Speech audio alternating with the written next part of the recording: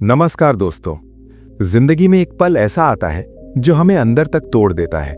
जब महीनों की मेहनत, रात रात भर जाग कर की गई पढ़ाई या किसी बिजनेस में लगाया गया अपना खून पसीना अचानक एक झटके में जीरो हो जाता है। आप स्क्रीन पर अपना रिजल्ट देखते हैं या क्लाइंट का नो सुनते हैं या किसी अपने से रिजेक्शन मिलता है। उस वक्त कमरे में एक अजीब सा सन्नाटा छा जाता है। बाहर की दुनिया वैसे ही चल रही होती है, लेकिन आपके अंदर सब कुछ ठहर जाता है। आप खुद को आईने में देखते हैं और एक सवाल आपके दिमाग को कचोटने लगता है, मैं ही क्यों? मैं बार बार फेल क्यों हो रहा हूं? क्या मेरे अंदर ही कोई कमी है? जब आपके दोस्त आगे बढ़ रहे होते हैं, उनकी लाइफ सेट हो रही होती है और आप वहीं के वहीं खड़े होते हैं, तो एक गहरा सेल्फ डाउट यानी आत्मसंदेह, एक इंफीरियॉरिटी कॉम्प्लेक्स हमें घेर लेता है। हम सोचते हैं कि शायद हम सफलता डिजर्व ही नहीं करते। दोस्तों, क्या आप जानते हैं कि इतिहास का सबसे बड़ा योद्धा, जिसके पास सबसे शक्तिशाली अस्त्र थे, वो भी एक बार लाइफ की सबसे बड़ी लड़ाई शुरू होने से पहले ही फेल महसूस कर रहा था? हाँ, मैं बात कर रहा हूं अर्जुन की। कुरुक्षेत्र के मैदान में अर्जुन ने अपने हथियार डाल दिए थे। उनका कॉन्फिडेंस जीरो हो चुका था और वो मानसिक रूप से हार चुके थे। लेकिन तब भगवान श्री कृष्ण ने उन्हें कुछ ऐसे लाइफ चेंजिंग लेसन्स दिए जिन्होंने ना सिर्फ अर्जुन को उस फेलियर के माइंडसेट से बाहर निकाला, बल्कि उन्हें एक ऐसी जीत दिलाई जो सदियों तक अमर हो गई। आज के इस वीडियो में हम मॉडर्न साइकोलॉजी और श्री कृष्ण की डिवाइन विजडम यानी भगवद गीता को मिलाकर उन 5 सबसे बड़े कारणों को डिकोड करेंगे जिनकी वजह से हम लाइफ में बार बार फेल होते हैं। अगर आपने इन 5 पॉइंट्स को समझकर अपनी लाइफ में अप्लाई कर लिया, तो मैं दावे के साथ कह सकता हूं कि आपका अगला अटेम्प्ट आपकी लाइफ का सबसे बड़ा कमबैक होगा। तो चलिए अपने अंदर के गिरे हुए अर्जुन को वापस खड़ा करते हैं और जानते हैं फेलियर को सक्सेस में बदलने के वो 5 रहस्य। पहला, रिजल्ट की भूख और प्रोसेस से दूरी। Obsession with the outcome, disconnect from the process. हम फेल क्यों होते हैं? क्योंकि हमारा फोकस उस चीज पर होता है जो हमारे कंट्रोल में है ही नहीं, रिजल्ट। जब आप कोई नई शुरुआत करते हैं, चाहे वो कम्पिटिटिव एग्जाम की तैयारी हो, कोई नया बिजनेस हो या जिम जाना हो, आपके दिमाग में सिर्फ एक ही पिक्चर चलती है, मुझे IAS बनना है, मुझे 1 करोड़ कमाना है या मुझे 6 पैक एब्स चाहिए। हम एंड गोल के प्यार में इतने पागल हो जाते हैं कि हम उस प्रोसेस यानी रोज की मेहनत से नफरत करने लगते हैं, और यही हमारी सबसे बड़ी गलती होती है। श्री कृष्ण भगवद गीता के अध्याय 2 श्लोक 47 में दुनिया का सबसे पावरफुल सक्सेस मंत्र देते हैं, कर्मण्ये अधिकारस्ते मा फलेषु कदाचन। तेरा अधिकार सिर्फ कर्म करने पर है, उसके फल पर नहीं। इसको थोड़ा मॉडर्न साइकोलॉजी और न्यूरोसाइंस के नजरिए से समझते हैं। साइंस कहती है कि जब आप सिर्फ एंड गोल के बारे में सोचते हैं, तो आपका ब्रेन एक डोपामिन इल्यूजन क्रिएट करता है। आपको बिना मेहनत किए ही खुशी मिलने लगती है। लेकिन जब आप रियलिटी में आते हैं और देखते हैं कि रास्ता कितना लंबा और मुश्किल है, तो आपका ब्रेन सरेंडर कर देता है और आप क्विट कर देते हैं। इसे डेस्टिनेशन एडिक्शन कहते हैं। आज से गोल सेट करना बंद करें और सिस्टम्स बनाना शुरू करें। रिजल्ट पर फोकस करने के बजाय रोज के छोटे छोटे एक्शंस पर फोकस करें। जब आप खुद को प्रोसेस के हवाले कर देते हैं, जब आप पढ़ाई को या अपने काम को एक पूजा मान लेते हैं, तब सक्सेस एक बाय प्रोडक्ट बन जाती है। श्री कृष्ण यही समझा रहे हैं, अपना 100% एफर्ट दो और रिजल्ट को यूनिवर्स पर छोड़ दो। जब रिजल्ट का प्रेशर दिमाग से हटेगा, तभी आपकी असली क्षमता बाहर आएगी। दूसरा, लोग क्या कहेंगे का डर और झूठा अहंकार। The trap of false ego and social validation. बार बार फेल होने का दूसरा सबसे बड़ा रीजन है हमारा अहंकार। हम असल में फेल होने से नहीं डरते, हम इस बात से डरते हैं कि लोग क्या कहेंगे, मेरे रिश्तेदार क्या सोचेंगे, मेरे दोस्त तो आगे निकल गए, मैं उन्हें क्या मुंह दिखाऊंगा। ये जो झूठा अहंकार है, ये हमें अपनी सच्चाई देखने से रोकता है। जब हम फेल होते हैं, तो अपनी गलतियों को एनालाइज करने के बजाय हम बहाने ढूंढने लगते हैं। पेपर आउट ऑफ सिलेबस था, मार्केट डाउन चल रहा था, मेरा तो लक ही खराब है। भगवद गीता के अध्याय 3 श्लोक 27 में श्री कृष्ण कहते हैं, अहंकार विमूढ़ात्मा कर्ता हम इति मन्यते। झूठे अहंकार के कारण मूर्ख इंसान खुद को ही सब कुछ करने वाला यानी डूअर मान बैठता है। जब तक आपके अंदर मैं यानी ईगो है, आप सीख नहीं सकते। साइकोलॉजी में कैरल ड्वेक ने एक कॉन्सेप्ट दिया है, fixed mindset versus growth mindset. जिनके पास फिक्स्ड माइंडसेट होता है, वो फेलियर को अपनी पहचान बना लेते हैं। वो सोचते हैं मैं फेल हो गया मतलब मैं बेकार हूं। लेकिन जिनके पास ग्रोथ माइंडसेट होता है, वो सोचते हैं मेरा ये तरीका फेल हुआ है, मैं नहीं। समाधान, अपनी ईगो को साइड में रखिए। एक फेलियर आपकी औकात डिसाइड नहीं करता। जब आप फेल हों तो एक साइंटिस्ट की तरह सोचिए, अपनी स्ट्रैटेजी को ऑब्जर्व करिए। मान लीजिए कि आप एग्जाम में फेल हो गए। रोने या दुनिया को ब्लेम करने के बजाय पेपर उठाइए और देखिए कहाँ गलती हुई।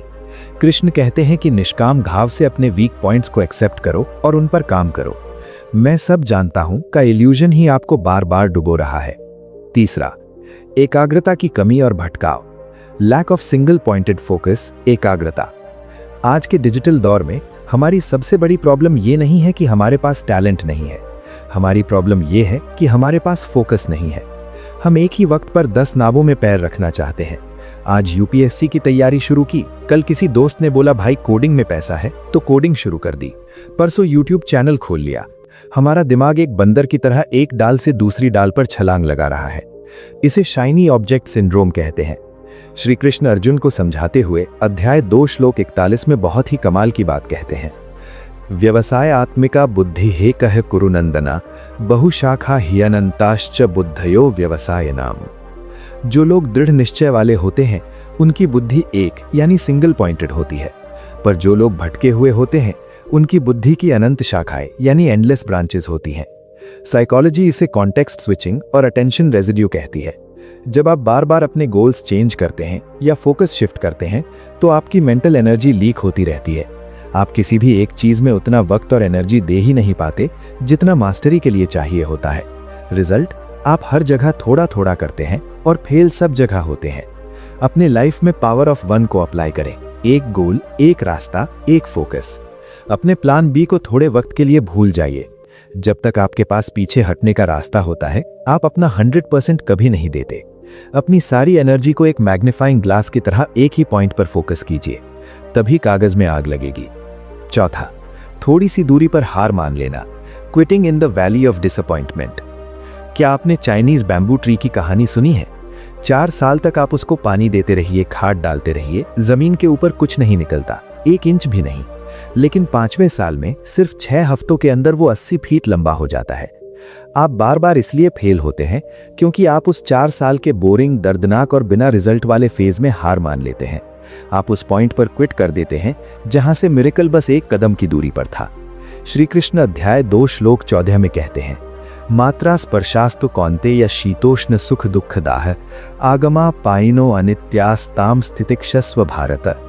सुख और दुख का आना जाना सर्दी और गर्मी के आने जाने जैसा है। ये टेम्पररी है, इन्हें सहना सीखो। जेम्स क्लियर अपनी बुक एटॉमिक हैबिट्स में इसे द वैली ऑफ डिसअपॉइंटमेंट कहते हैं। शुरू में हम मेहनत करते हैं और एक्सपेक्ट करते हैं कि रिजल्ट एक सीधी लाइन में ऊपर जाएगा, लीनियर ग्रोथ। लेकिन रियलिटी में रिजल्ट आने में टाइम लगता है। इस गैप में हम फ्रस्ट्रेट हो जाते हैं, पेशेंस खो देते हैं और रास्ता बदल लेते हैं। समाधान क्या है? कंसिस्टेंसी सिर्फ इंटेंसिटी के बारे में नहीं है, ये एंड्योरेंस के बारे में है। आपको लग रहा होगा कि आपकी पढ़ाई या मेहनत वेस्ट हो रही है, पर वो वेस्ट नहीं हो रही, वो स्टोर हो रही है। जैसे बैम्बू ट्री अपनी रूट्स स्ट्रॉन्ग कर रहा था।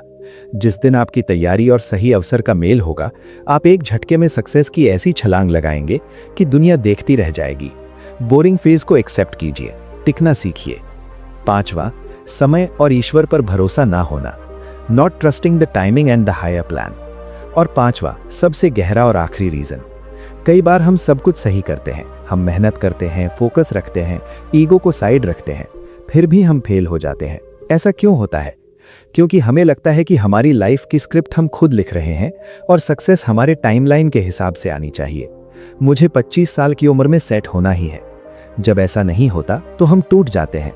श्री कृष्ण अध्याय 11 में अपना विश्वरूप दिखाते हुए कहते हैं, कालो वस्मी। जब आप बार बार फेल हो रहे हो अपनी पूरी मेहनत के बावजूद, तो समझ जाइए कि यूनिवर्सल पावर या ईश्वर आपसे कुछ और करवाना चाहती है। साइकोलॉजी में एक कॉन्सेप्ट है रेडिकल एक्सेप्टेंस। जो हो रहा है उसको उसकी पूरी सच्चाई के साथ स्वीकार करना। कई बार एक रास्ता इसलिए बंद हो जाता है क्योंकि वो आपकी मंजिल थी ही नहीं। रिजेक्शन अक्सर ईश्वर का प्रोटेक्शन होता है। हो सकता है आप किसी छोटे एग्जाम के पीछे भाग रहे हो, पर आपकी क्षमता एक बहुत बड़ा लीडर बनने की हो। जब तक आप उस छोटे रास्ते पर फेल नहीं होंगे, आप अपना सही रास्ता ढूंढेंगे ही नहीं। Doctor APJ Abdul Kalam pilot बनना चाहते थे, इंटरव्यू में फेल हो गए, बहुत रोए। अगर वो उस दिन पास हो जाते तो शायद भारत को अपना मिसाइल मैन और सबसे प्यारा राष्ट्रपति कभी नहीं मिलता। सरेंडर करना सीखिए, ईश्वर प्रणिधान। अपनी तरफ से कर्म कीजिए, अपनी जी जान लगा दीजिए, पर अगर फिर भी फेल हो तो रोना नहीं है। मुस्कुराइए और आसमान की तरफ देखकर कहिए, शायद तेरी प्लानिंग मेरी प्लानिंग से बड़ी है। इस भरोसे के साथ उठिए और अगले कर्म में लग जाइए। निष्कर्ष। तो मेरे प्यारे दोस्तों, याद रखिए, फेल होना कोई पाप नहीं है। दुनिया में आज तक कोई ऐसा बड़ा इंसान नहीं हुआ जिसने फेलियर का मुंह देखा हो। आप फेल इसीलिए नहीं हो रहे क्योंकि आप कमजोर हैं। आप फेल इसीलिए हो रहे हैं ताकि आप रिजल्ट की चिंता छोड़कर कर्म करना सीखें, अपने झूठे अहंकार को तोड़ सकें, अपनी भटकी हुई बुद्धि को एकाग्र कर सकें, अपने अंदर अटूट धैर्य डेवलप कर सकें और उस ईश्वर पर भरोसा करना सीखें।